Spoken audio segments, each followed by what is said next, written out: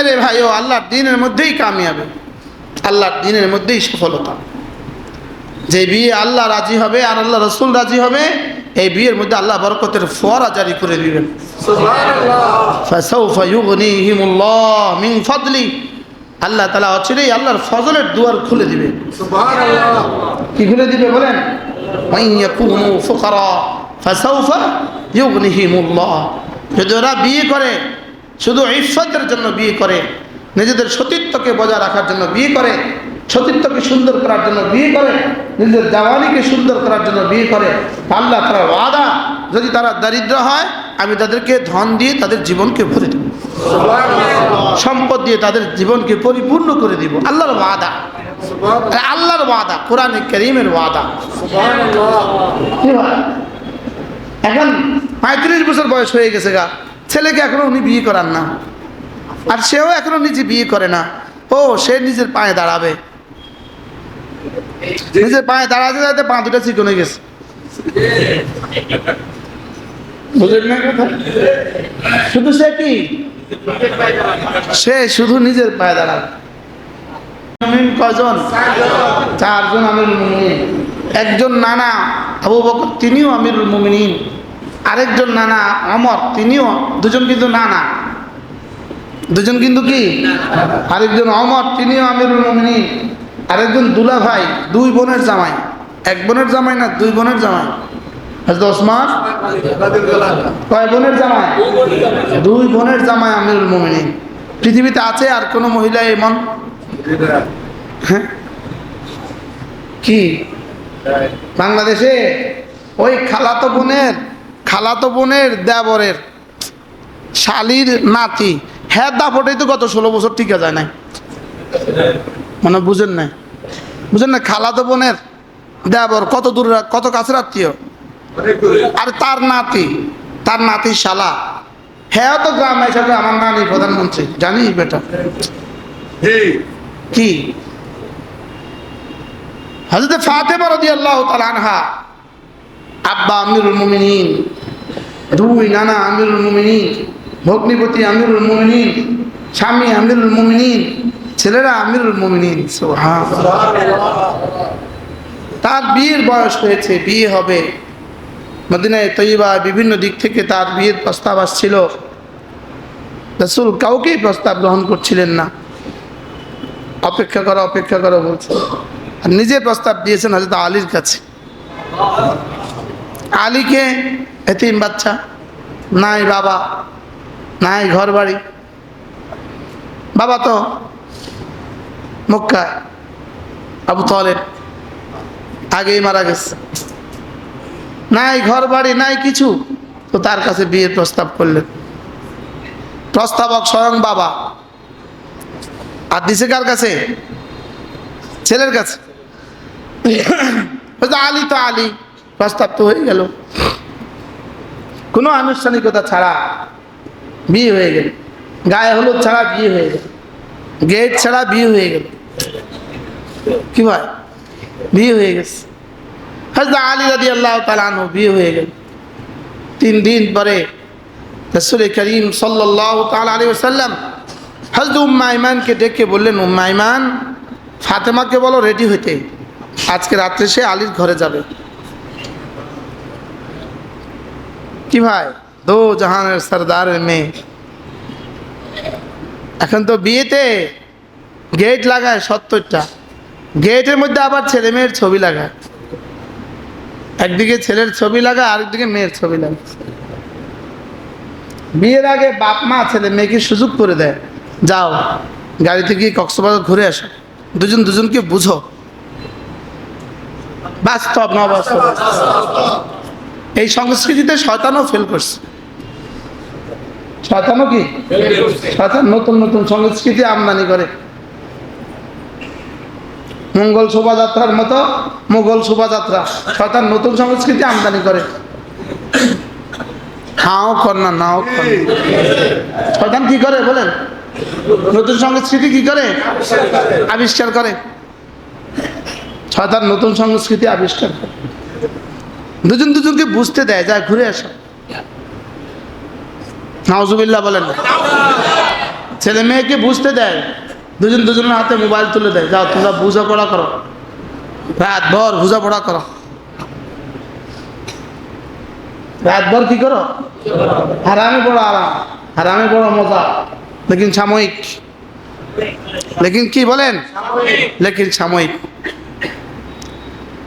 হযরত আলী রাদিয়াল্লাহু তাআলা আনহু বিয়ে তো হয়ে গেল, এবার ফাতেমা কার ঘরে যাবে, আলীর ঘরে যাবে, দো জাহানের সরদারের মেয়ে ঘরে যাবে, স্বামীর ঘরে। ফাতেমা বললেন আমার তো নতুন কিছু নাই, নতুন কোনো কাপড় তো নাই, কি পরে ঘরে যাব। মাইমান বললেন রাসূল যা বলেছেন তাই, যা আছে তা দিয়ে রেডি হোক। কি হয় এশার পরে হযরত আইমান রাদিয়াল্লাহু তাআলা আনহা, হযরত আইমানের কবর হলো মক্কায় ঢুকার পথে, হযরত আইমানের কবর মদিনা থেকে মক্কায় ঢুকার পথে, মক্কার সীমানার বাইরে এক রাস্তার পাশে ছোট্ট একটা ঘর আছে, দেয়াল আছে, ওই দেয়ালের ওখানে হলো হযরত আইমানের কবর। হযরত মাইমুনা রাদিয়াল্লাহু তাআলার কবরও ওখানে কাছাকাছি। হযরত আইমান রাদিয়াল্লাহু তাআলা আনহা হযরত ফাতেমাকে রেডি করলেন, রেডি করে এশার নামাজের পরে আলী মসজিদ থেকে ঘরে গেলেন, গিয়ে দেখলেন ফাতেমা ঘরে হাজির। কি তো জাহানের সরদারের বেটি। এবার রাসূল করিম সাল্লাল্লাহু তাআলা আলাইহি ওয়াসাল্লাম মসজিদ থেকে সোজা আলীর ঘরে গেলেন। আলীর ঘরে গিয়া দুজনকে মুখোমুখি দাঁড়া করালেন, একটু পানিতে রাসূল দম করলেন, ওই পানি দুজনের মাথায় শরীরে ছিটা দিলেন, দুজনের পিঠে রাসূল হাত দিলেন আর বরকতের দোয়া করে দিলেন। এই ছিল দো জাহানের সরদারের বেটির বিয়ে। এই জন্য মেয়ে বিয়ে দিবেন তো ঠিক করেন, কোনো দিনদার ছেলে দেখে বিয়ে দিবেন, আর তাকে বলবেন যে সুন্নত মতো বিয়ে হবে, করলে করো না করলে যাও, গেট হবে না। ছেলে বিয়ে করাবেন তো হযরত আলীর মতো বিয়ে করাবেন, সুন্নত মতো বিয়ে করবেন। রাসূল বলেন কোন বিয়ে সবচেয়ে বেশি বরকত হবে, আইসারুহা মাউনাতান আকতারুহা বারাকাতান। আল্লাহ নবী বলেন যে বিয়ে যত কম খরচ হবে এই বিয়েতে তত বেশি বরকত হবে। বলেন কি বলছি বলেন, ছেলের বিয়ে কাপড় চোপড় কিনতে গেছে পুরো গোষ্ঠীর সব মেয়েদেরকে নিয়ে বাজারে, মেয়ের বিয়ে তো কেনাকাটা করতে গেছে গোটা গোষ্ঠীর সব মেয়েদেরকে নিয়ে বাজারে। বাস্তব না বাস্তব? কি টাইলস কিনতে যায় তো বউ নিয়ে টাইলস কিনতে যায়। আমি আগে আর বুঝি নাই, কালকে এক টাইলসের বিশাল দোকানে আমি বসছিলাম একটুখানি, শুধু মেয়েরা শুধু মেয়েরা শুধু মেয়েরা। তাই বলছি ভাই এটা কি টাইলস কিনতে কি মহিলা আসা লাগে? শুধু মহিলা ছাড়া আবার টাইলস কিনে কেমনে? আমি আরে আমি তো জীবনে টাইলস কিনছি, আমার মনে হয় 50 লাখ টাকার টাইলস কিনছি জীবন। আমি আল্লাহ রে, আমি তো কোনোদিন বেড়ে লইয়া টাইলস কিনলাম না।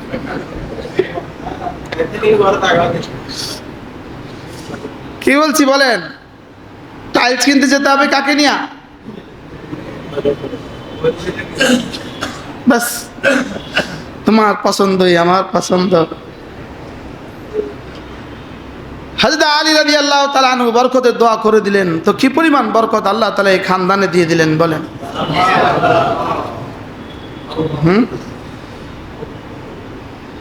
রাসূল করিম সাল্লাল্লাহু তাআলা আলাইহি ওয়াসাল্লাম হযরত ফাতেমা কি পরিমাণ বরকত দিলেন, বলে হুজুর কি পরিমাণ বরকত দিলেন একটু বলেন। আল্লাহ নবী ঘরে গেলেন, ঘরে গিয়ে হযরত জুবাইর ইবনে মুতআম রাদিয়াল্লাহু তাআলাকে নিয়ে একদিন ঘরে গেলেন।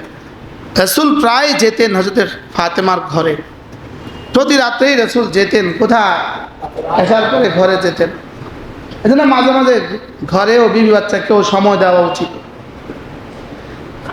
আমি হযরত নানুপুরি রহমতুল্লাহকে দেখছি প্রত্যেক দিন আসরের নামাজের পরে হুজুর ঘরে যেতেন।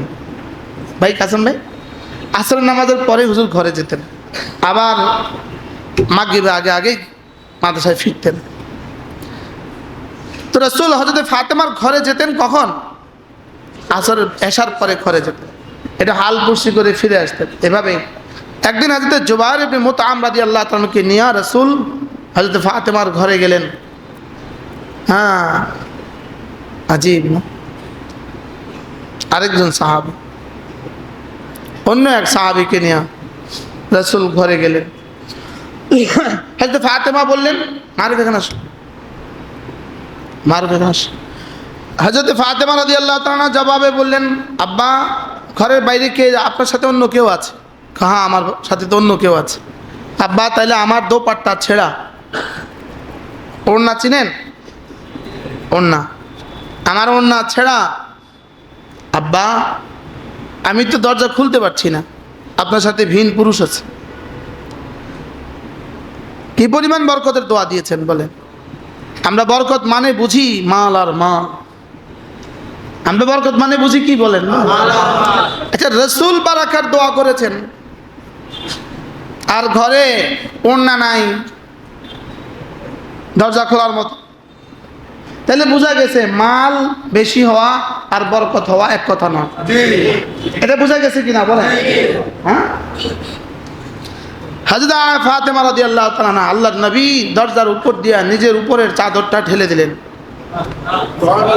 হযরত ফাতেমা ওই চাদর জড়ালেন আর ওই চাদর পরে দরজা খুললেন। দো জাহানের সরদারের বেটি। কি ভাই, কেমন বিয়ে করবেন জীবনে? যে বিয়েতে আল্লাহকে নারাজ করা হয়, বিয়েতে শান্তি কিভাবে আসবে? এই বিয়েতে সুখ কিভাবে আসবে? চতুর্দিকে বিয়ের, শুধুই বিয়ের কি গুনাহের ডামাডোল। বাস্তব না বাস্তব? এবার ছেলের পক্ষকে কি বলে, আপনারা কতজন আসবেন? তো ছেলের পক্ষ বলে আমরা 700 জন আসবো। বাহ। এবার মেয়ে পক্ষ জিজ্ঞেস করে, তো আমরা অলিমা কবে করবেন? তো আমার জামাইটা তো ইটালি, ও আসুক পরে করব। বুঝেন নাই কিছু? আচ্ছা, মেয়ে পক্ষ যদি বলে আমার জামাইটা তো আমেরিকা থাকে, আমার জামাইটা আসলে পরে আমি অনুষ্ঠান করব, তো ছেলে পক্ষ কি বলবে? মেয়ে নিতে না যা, আমার একটা স্ট্যাটাস আছে না? মেয়ের বাড়িতে খাওয়ার বেলা স্ট্যাটাস আছে, নিজের বাড়িতে খাওয়ার বেলা জামাই বিদেশে থাকে। হাও কয় না, নাও কয়। বলেন না বাস্তব না বাস্তব? কি বাস্তব? কি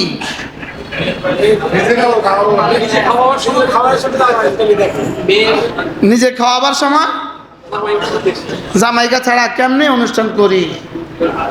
জামাইকা নারাজ হবে। কিন্তু মেয়ের বাড়িতে খাওয়ানোর সময় ওই বেটা চাই কিছু থাকুক আর না থাকুক, তার উপরে 300 মানুষ চড়ায় দেওয়া হয়। বাস্তব না বাস্তব? মেয়ের বাড়িতে 300 মানুষ 400 মানুষ চড়ায় দেয়, এটা সম্পূর্ণ খেলাফি খেলাফি শরীয়ত। আর ওটা ছিল সুন্নাত। কোনটা ছিল সুন্নাত? ছেলের খাওয়ানো, সেটা হয়ে গেছে কি মুর্দা। আর যেটা ঘটা করে 2-4 ডজন গাড়ি নিয়ে আইসা, গাড়ি দরকার হলে ফাঁকা যাবে, কিন্তু গাড়ি যেতে হবে 20টা। বাস্তব না বাস্তব? এটাকে কি ইজ্জত মনে করছে মুসলমান? এটাকে মুসলমান বড় ইজ্জত মনে করছে। এই জন্য বিয়ে হইতে তো দেরি হয়, বিয়ে ছুটতে আর দেরি হয় না। বলেন বাস্তব না বাস্তব? বিয়ের রেকর্ড কয়টা হয় আর তালাকের রেকর্ড কয়টা হয়? জরিপ চালান যে দৈনন্দিন বিয়ের রেকর্ড কয়টা হয়, সরকারি ঘরে বিয়ের রেকর্ড কয়টা হয়, আর তালাকের রেকর্ড কয়টা হয়। এই জন্য